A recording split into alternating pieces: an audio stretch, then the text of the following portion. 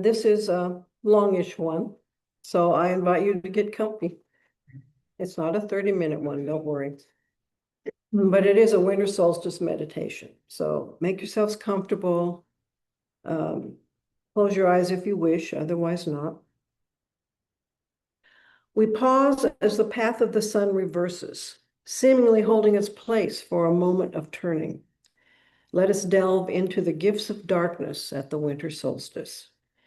We follow curiosity and contemplation down into the cold earth, taking a journey to the world below the surface.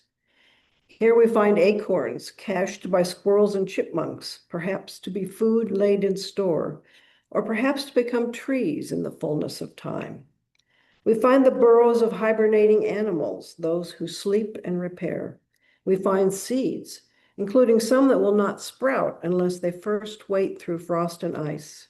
Life finds rest and renewal in the darkness. May those who are weary find comfort. May those who are struggling to find meaning and companionship. May those who are injured or ill find recovery. May those who hunger find abundance. Let this be a time of healing, and may the dreams of the dark lead us to share these gifts with one another. Our imagination rises back to the surface, to life where the cold ground meets the crisp air. Here we observe life finding its way. We observe animals eating seeds left on the ground, though the harvest is long past. We notice the migration of birds, natural movement that allows populations to find places where they can thrive. We observe the trees that appear to sleep and yet hold sap that will rise again when the spring arrives. We observe that not everything lives through the winter, and yet all that has lived returns to the earth and is transformed. Let this be a time of resilience. May the changing seasons bring new meaning and new insights. May creativity and persistence lead us to find resources for all to share. May those who migrate find safety, and may there be good news in the wind. May transformation lead us onward. We now lift our imagination to the sky, to the returning sun, and to the brilliant winter night. Shifting hours of light and darkness remind us that change is a part of the rhythm of the universe, and so trouble does not last. Acknowledging the gifts of darkness, we also look forward to the growing light, a change that brings glimmers of hope. We marvel at the beauty of this time, stars unobstructed by leaves, jewels of the night shining over the land, moon and meteors inspiring us to awe and wonder. Let this be a time of celebration. What joy can be found, let us hold it close, blow on its embers and share its spark. We do not take for granted having come this far, and we give thanks for our companions on the journey. Let's continue our meditation with a few moments of silence.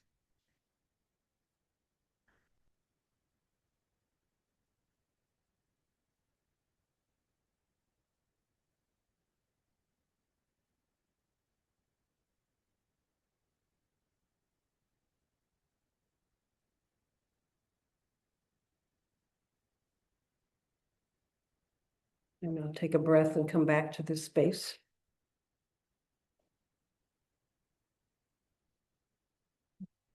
This is one of my favorite things to do in this church. I think this might be the third time I've done it, but it's been a long time. So most of you who heard it before will have forgotten it. That's a good thing. The wheel turns again towards winter, as always. The wheel of the year is more than a novelty or a strange collection of Gaelic names. Each occasion or holy day on the wheel brings us back to our direct and ancient connection with the natural world. And that is one of the ways it differs from most other religious or national holidays. I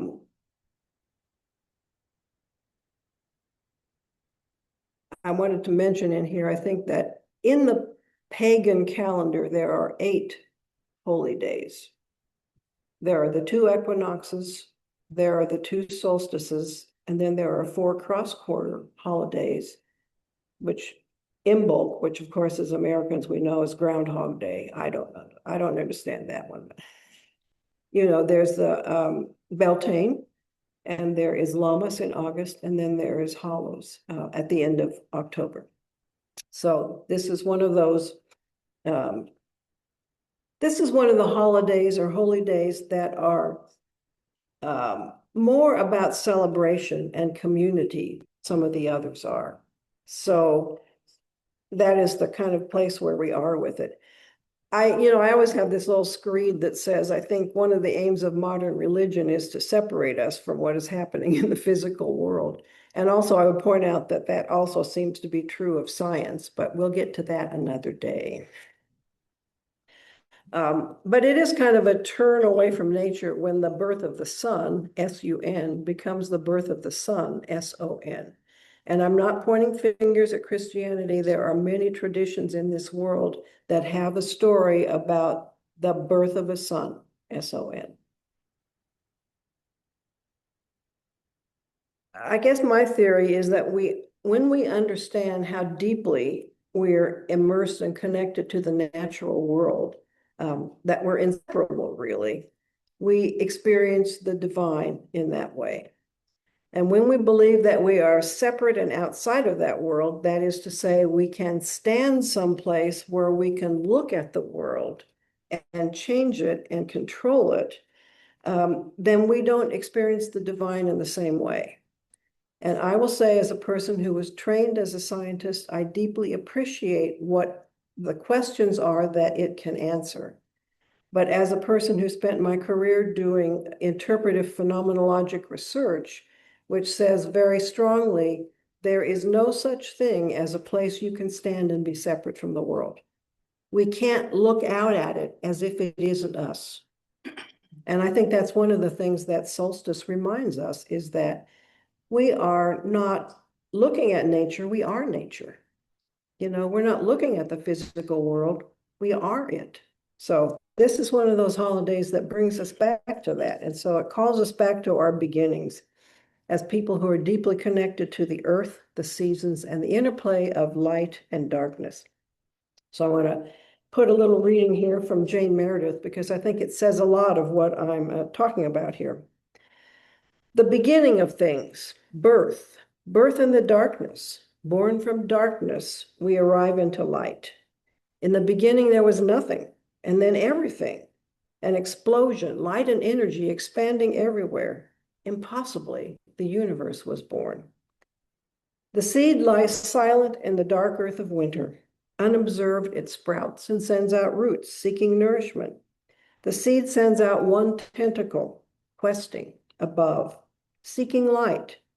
It pierces green through the soil's crust into light, becoming. The days grow colder and shorter. Sap slows down, leaves fall from the trees, animals seek shelter, and birds depart. The sun stays more briefly and retreats earlier. Night extends her grip. Later and later, the sun rises, and earlier it sets until it reaches its furthest place toward the Earth's pole. And almost unbelievably, the next morning starts back. The year's born again. This birth and rebirth is the theme of winter solstice, yet the process that results in the symbolic birth of the year, this new beginning, is given little attention. The process is played out through the previous few months of the solar year. It's the preparation for the new that occurs in the part of the cycle dedicated to the dying and stripping away of external and material things, a process of whittling down. It includes a time of utter darkness, even if it is only the length of the longest night. In spiritual or psychological terms, this is the dark night of the soul. But my own thought is, but not necessarily in a bad way. Because winter solstice is a hint, it's a promise of something good to come. We know how it works astronomically. We have known this for as long as there have been beings upon the earth who were aware enough to notice what was happening around them. And that is a very long time ago. And people discovered through all of these years how to watch for these changes that occur over the course of the year. And so, like in Peru, some guy a while ago decided that it would be really interesting to look back at all the meteorological records in Peru, because what he noticed was that the Andean people, on the eve of winter solstice, went outside to look at the Pleiades, the seven sisters. And depending on how many of the seven sisters were visible, they could make a forecast about what the summer growing season would be like. In essence, they were predicting El Nino years. And as he looked through these meteorological records, he discovered that they were right on the money. So people have always used these occasions, not just as a time of reflection, but as a time of predicting what life was going to be like when the sun returned. They had to know when to plant. They had to know when the birds were coming back. They had to know what was happening with the animals.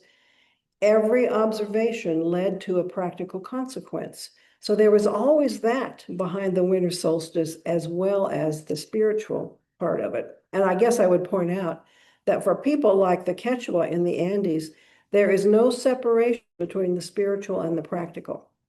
Their saying is, if you can't grow corn with it, what good is it? So, and I've always loved that. So if a spiritual practice does not result in something practical for them, it's not going to be something that will persist. Okay. But at any rate, they are just one among many groups and cultures who have this notion of the sun's death and rebirth. Oh my gosh, I had a long list of them, which I promise I will not read all to you because that's really too much.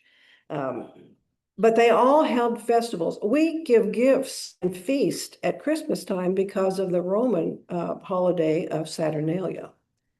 How convenient. I'm not complaining. So the Norse people, the Germanic people had Yule. The Babylonians and the Egyptians, they all had festivals at this time of the year to sort of mark this important occasion. See, I'm turning the page.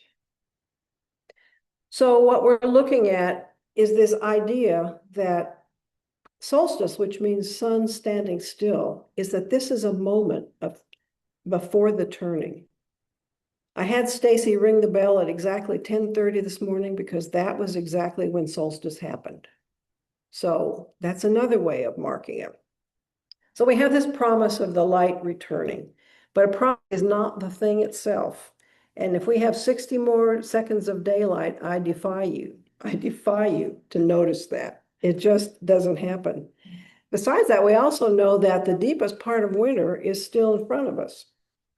So there is a blessing, however, in the slow return of the light. It gives us a lot of time to do the inner work of winter before we're propelled into the riot of light and growth that is spring. And I have a feeling that you know that feeling. You know, when spring comes, your attention turns outside, often because somebody's got to mow the grass now because it's growing. Somebody's got to kill the weeds. Your life moves outdoors. And so this is a time when we can acknowledge that for now, our life is inside. And that's not an easy thing to do in our world because we are no longer attuned very much to the cycle of the seasons as something that is reflective of the inner work that we might have to do. So I guess what I'm trying to say is I want to invite you to really inhabit the dark times. So don't try to rush out of it. It's very tempting. I noticed this when I was sitting here in silence and darkness. It's very tempting to say, I don't think I can sit still for this long. I'm so trained to like look at a screen or do something. And so it was a real journey for me to just sit in silence and darkness and let come what may.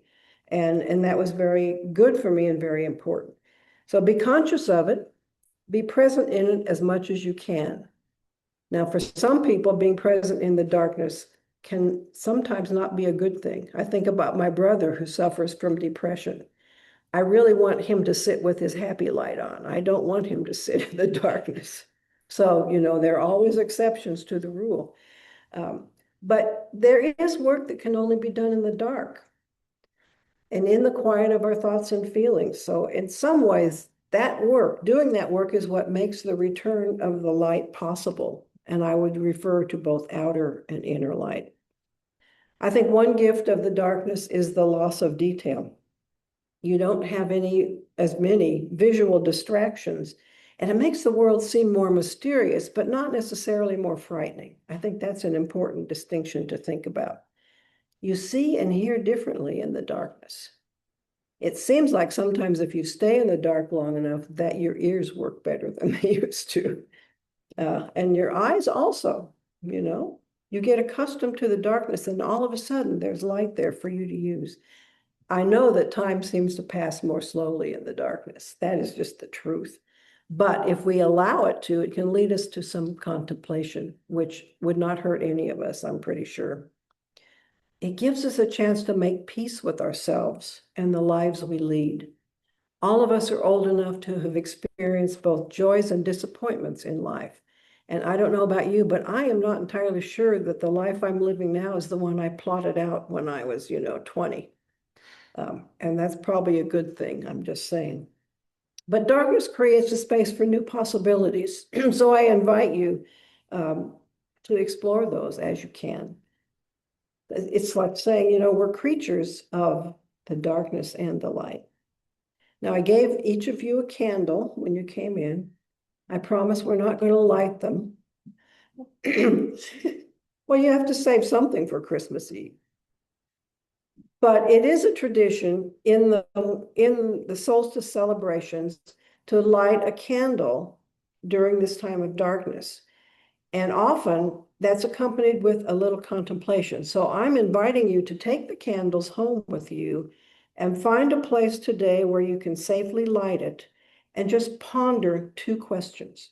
One of them is, as we begin to leave the darkness, what burden would you like to leave behind? People talk about the darkness as we're in the cave in the winter. What burden would you like to leave behind in the cave when you walk away? And what gift do you want to take into the light? So what are you leaving behind and what are you taking into the light? It doesn't take long, but it can be very freeing to think about your life in those terms. Maybe there's more than one thing you want to leave in the dark. Knock yourselves out. If it's a long list, let it go. That's a good thing. So I have a couple of other ideas for experiencing the gift of darkness, and they're not in any particular order.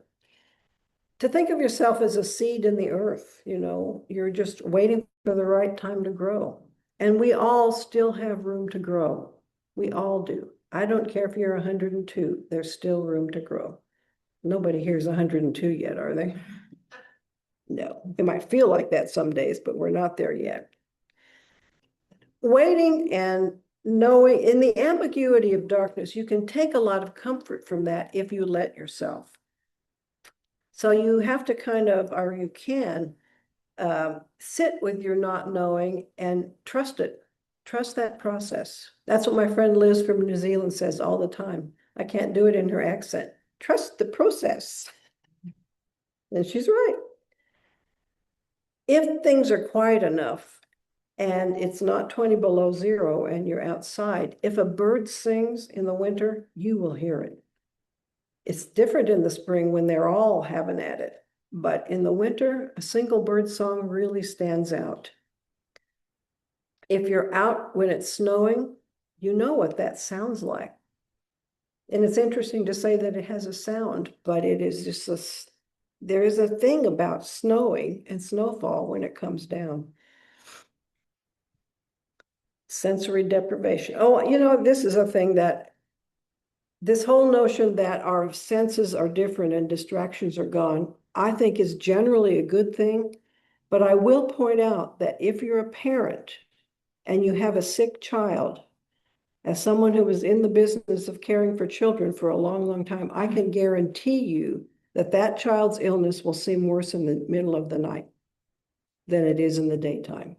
Their fever might be exactly the same number, but somehow when you're the parent and that kid is sick in the dark, whew, you know what I'm talking about. So Sometimes the lack of distraction is a little uncomfortable, I would say. In the darkness, you have permission to do nothing. And there's probably almost no other place in this world that we inhabit today where you have permission to do nothing. So I say take advantage of it. This one I like. Someone suggested this. Create a safe place to be in the dark, putting fear into the guest room. So I like that. Taking your fear, acknowledging it, and saying, listen, go stay over there. I think that's probably enough of that list, but you get the drift that there is a way and a place and a time to be with yourself in the darkness. So I can't have a service about solstice without reading something from Mary Oliver. It's just not right. She wrote this poem called A Fox in the Dark. A fox goes by in the headlights like an electric shock. Then he pauses at the edge of the road, and the heart, if it is still alive, feels something, a yearning for which we have no name, but which we may remember years later in the darkness upon some other empty road. So I love the way that she says that. I think this is another one from Jane Meredith that I'm going to sort of draw this to a close with. The yearly advent of the winter solstice reminds us that living is the cycle of growth and change that regularly we must strip everything away. It reminds us to celebrate the new when it arrives. Denial or resistance to this pattern doesn't prevent new things from occurring. Perhaps unexpected and unwelcome things are even more noticeable when a person tries to create a life that is unchanging. Denial and resistance make us rusty and unpracticed in our acceptance of the new, creating resentment and limiting or undermining the effects of rebirth. Yet there is this wonder, the light struck in the dark, the stars in the night sky, sunrise, new leaves budding on the trees, a new star, a bird hatching from an egg, a field green with sprouts, a child born. So it is time to turn the wheel into winter. So I want you to imagine winter solstice, and you can, the next slide. And I'm going to turn this, if possible. I guess we can't do it both ways, never mind. Imagine winter solstice as it may have been practiced so many years ago. It was a community gathering, both of celebration and acknowledgement that hard times were still ahead, and we will need each other to make it through.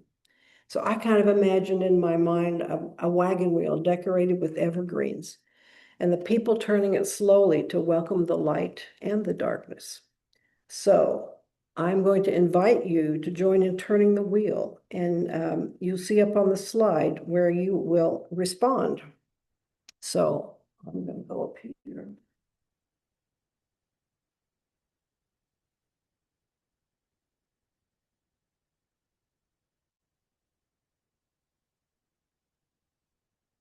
As we kindle a new fire, we have hope for many blessings in the new year.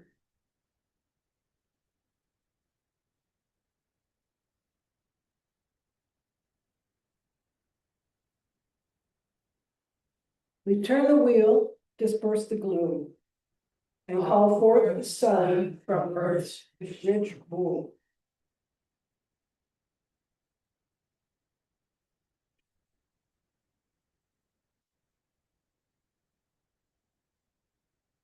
We turn the wheel of death and birth. We change the seasons of the earth.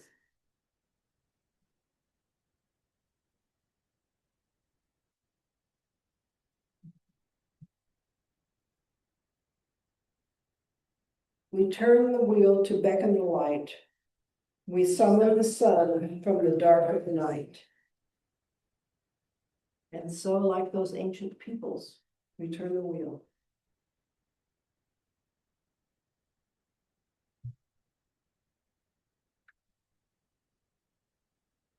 So don't ignore the promise of more light. Even in the depth of winter, it lights a little spark in us and reinforces our understanding and appreciation of these beautiful cycles of time and light.